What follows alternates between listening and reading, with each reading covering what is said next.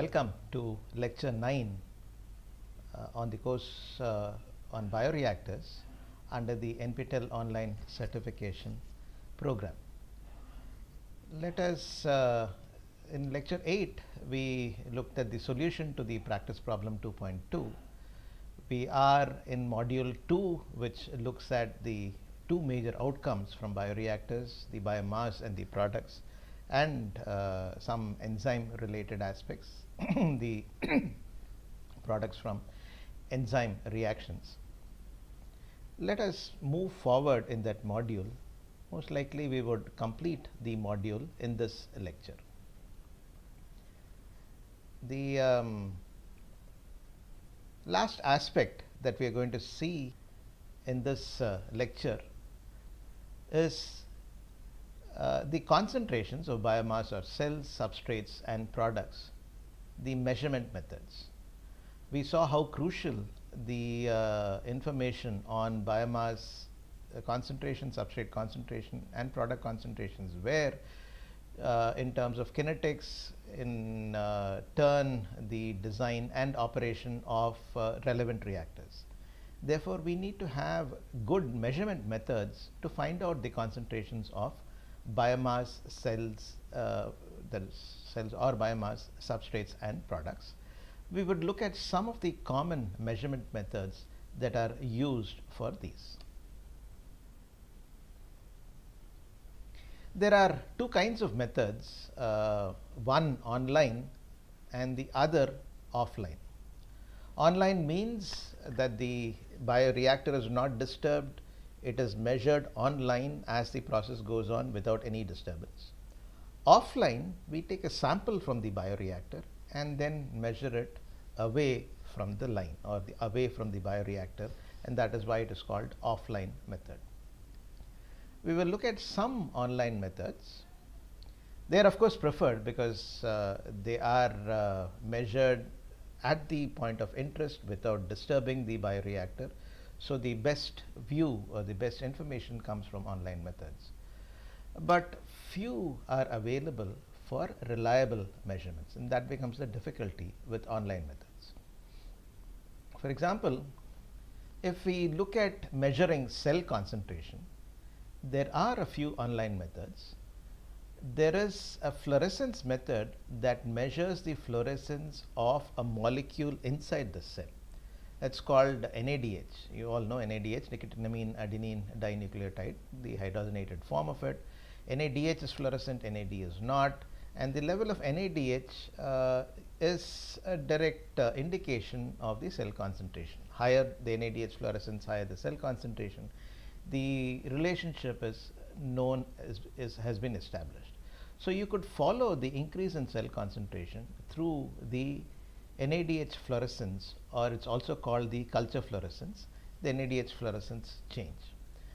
What is typically done is the fluorescence measurement probe is placed in a special well in the bioreactor. This is an optical probe. Before that, I need to tell you that NADH, the optimal wavelength pair for NADH is let's say 340, 460 nanometers. So the excitation wavelength needs to come in at 340 nanometers. The emission wavelength needs to be measured at 460 nanometers. The in a spectrophlorimeter, you have a nice cuvette or some other well kind of a measurement. You have a controlled way of sending in 340 and measuring it at 460. Whereas in a bioreactor, typically what is done is a fiber optic probe is interfaced with the spectrophlorimeter. The fiber optic bundle, some bundles carry the excitation wavelength from the spectrophlorimeter and project it in an open-ended geometry into the bioreactor. And then the emission wavelength at 460 is collected through the same fiber optic probe, taken back to the spectrophlorimeter and measured. This is called an open-ended geometry of measurement. Well, those are the details. The main point here is that the cell concentration can be measured by following the culture fluorescence or the NADH fluorescence. The conductivity of cells can also be measured. There are some probes for it. The reliability, not so sure, maybe. That can also be used. That's an online method. For the substrate and product concentrations, there are a few online methods. As I mentioned earlier, the optical fiber is integrated with a spectrophotometer or a fluorimeter, or you could take a sample from the bioreactor as it is operating, but bring the sample back into the bioreactor after it flows through what is called a flow cell, which is placed in the fluorimeter for measurement. Okay, this is another way of doing that.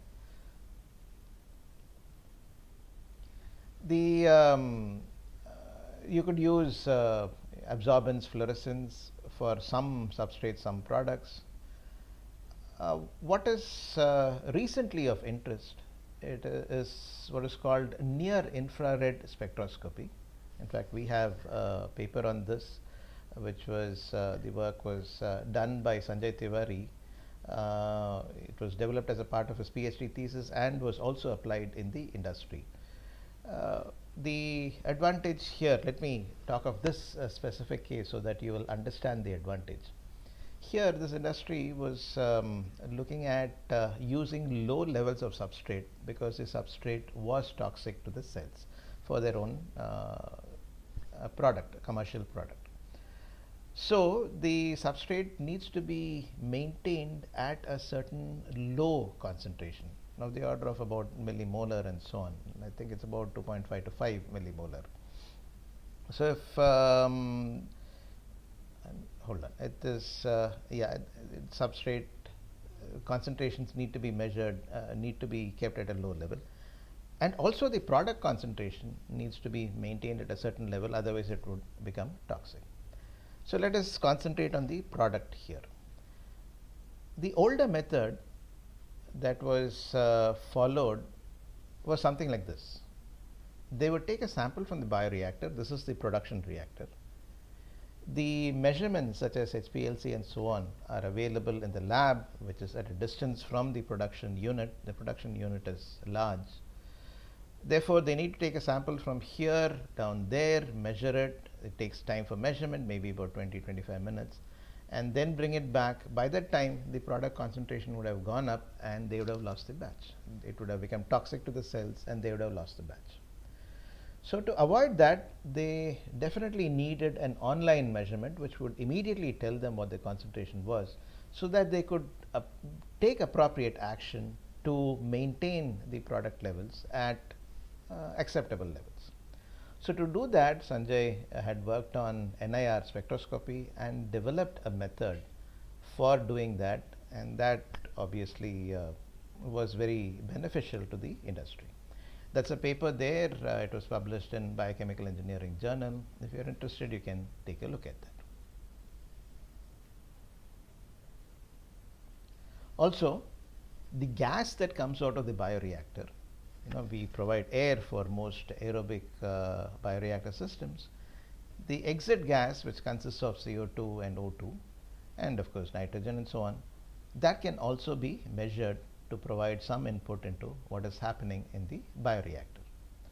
So, those are the available online methods. A few are available, but offline are the most used.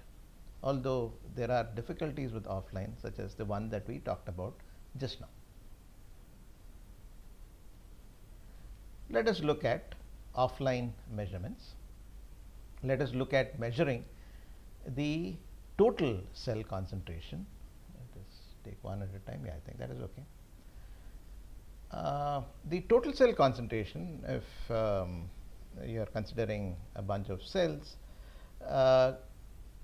consists of both live cells and dead cells. If we look at live cells alone, because the viable cells are the ones that are contributing to product formation and so on, we would want to follow the viable cell concentration.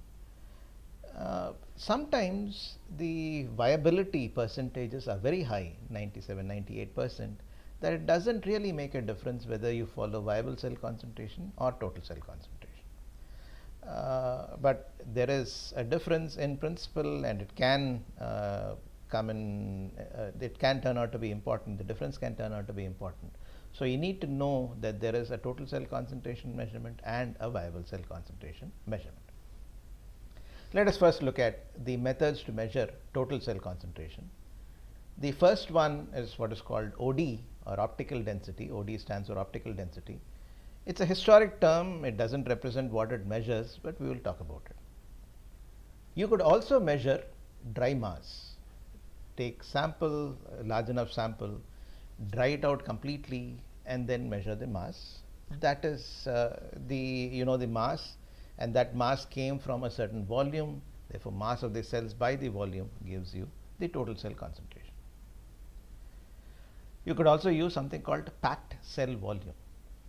This is the volume that is occupied by the cells in a rather concentrated solution of cells, typically in the industry. Okay?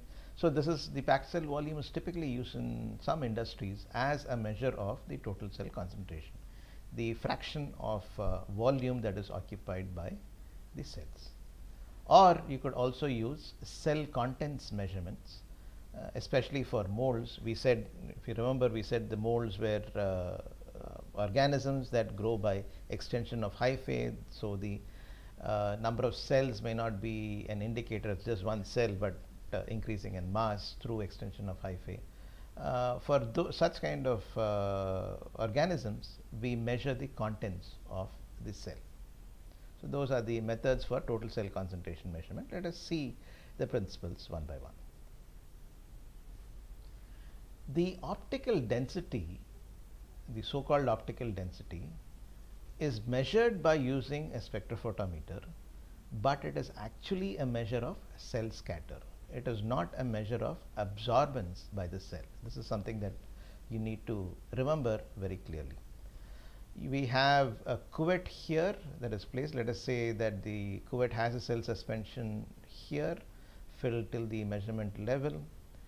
Then there is a certain wavelength that is shown on the cuvette. The cells, they are micron sized, so the Mie scattering range comes into effect.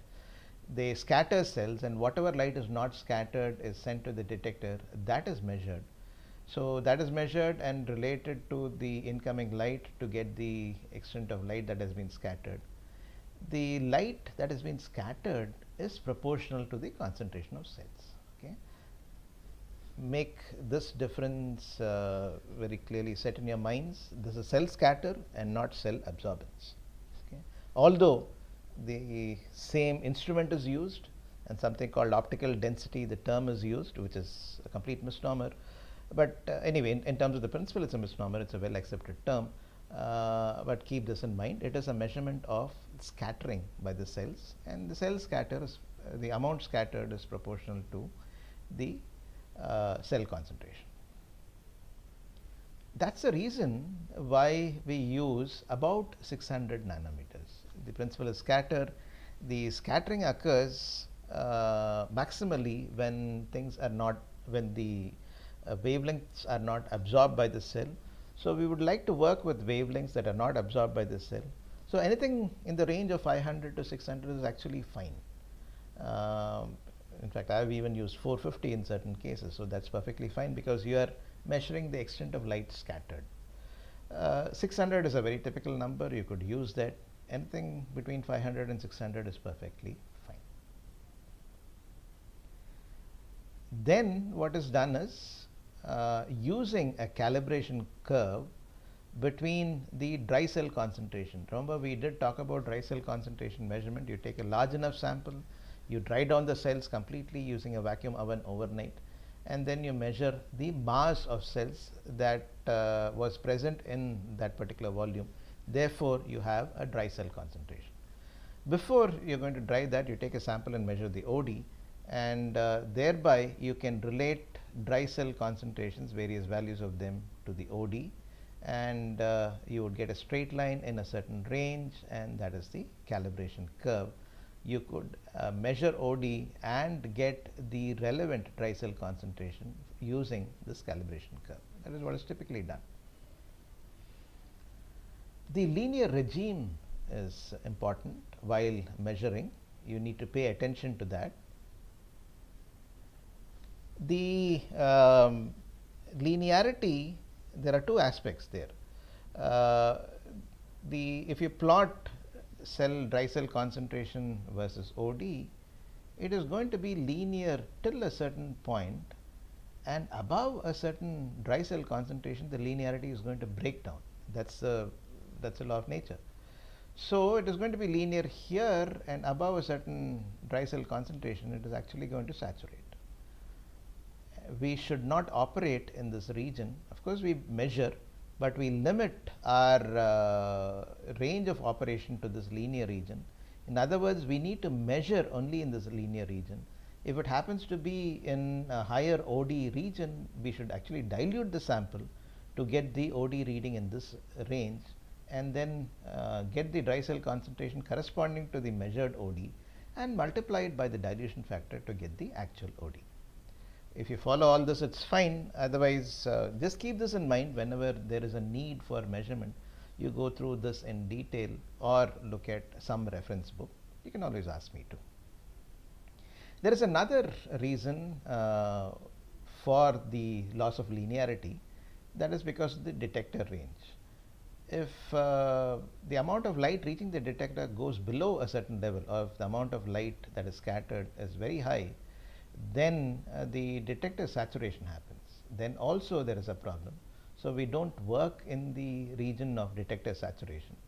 Depending on the spectrophotometer, I would feel very comfortable working only with OD values, say between 0.1 and about 1 or so. That way I am pretty much in the linear regime and in the normal detector region. Of course, this depends on the spectrometer, the maximum value, and so on and so forth. You need to worry about, during this measurement, interference by salts and substrates also, because we are taking a sample here, drying out the whole thing. When we dry out, whatever is soluble in the broth is going to contribute to the mass measurement. So the mass would contain, the mass that is measured would contain dry cells plus the salts plus unutilized substrate plus the other things. So we need to have an appropriate control by which we can account for the mass of salts and substrates and so on. So that we need to take into account while measuring OD. This is a finer point. I just thought I'll mention this here during the measurement. There is a video here. Let me show you the link, which can give you some more details. You may want to take a look at it. It's what is given in number 14, OD measurement. You can go and take a look at this video.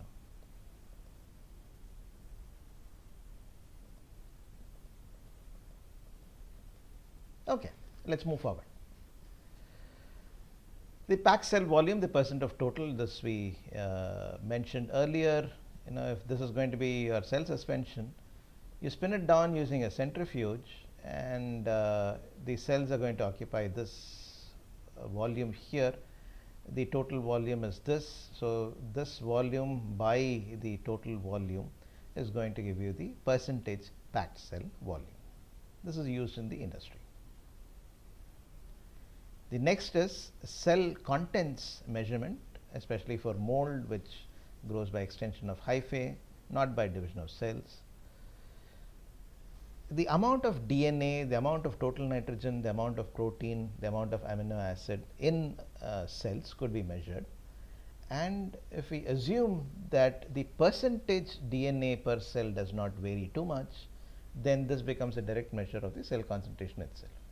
This is the basis for the measurement of cell concentration through the measurement of its contents. The typical contents that are measured are DNA, total nitrogen, protein, and amino acids in that order of importance. DNA is usually preferred because it doesn't vary too much during the various parts of cell cycle and so on, before it splits up, of course. Total nitrogen could be measured, protein could also be measured, but there would be variations. Amino acids, there are some variations, but these are all accepted methods for cell contents measurement. Those were the methods for measuring total cell concentration. Now let us look at the methods for measuring the concentration of cells that are live, that are viable. Because the viable cells are the ones that are going to actually contribute to the functioning of the bioreactor. The methods are dye exclusion, plating, and others. We'll just look at these two methods. There are videos here. Before I get into the videos, let me just tell you the principle of dye exclusion and plating. Dye exclusion means, or is based on the principle that certain dyes, which can be visualized, are excluded by living cells. So in the presence of dye, the cell is going to appear undyed, uncolored. So by counting the number of cells that are not colored and by counting the total number of cells, you can have percentage viability or the viable cell concentration itself from direct measurements. There are slides, specialized slides that can be used for these measurements. They are called Neubar chambers, hemocytometers as they are called, and there are ways by which you could reliably measure the number of cells in a particular volume and therefore the cell concentration. That is dye exclusion method principle. The plating principle is that you have an agar plate, a solid medium agar which contains agar, and then you take a certain low concentration of cells and plate them here, and assuming when you plate them here, the cells are going to multiply, and when they multiply to a certain extent, the colonies that arise from each cell become visible. One cell becomes 2 cells, become 4 cells, 8 cells, and so on. And as long as there are, let's say, millions of cells, that would form a colony. Okay, and at that stage, the colonies become visible to the naked eye, and you can count the number of colonies. Assuming that each colony arises from a single cell, you could count the number of colonies and relate them to the number of cells that were there at the time when the plating was done. Okay. These methods take time. The plating method takes time. You'll have to keep it overnight and so on, even for bacteria which grow fast. But that is a method that can be used because colonies will arise only from live cells. So as long as you make sure that the cell concentration is measurable by counting the number of colonies, you could use this. The videos here, let me show you the details of the videos. You may want to look at them. For the trypan, the number 15 for the trypan blue exclusion method and 16 for plating for viable cell concentration measurement. These are nice videos that you can look at for the details of the measurement.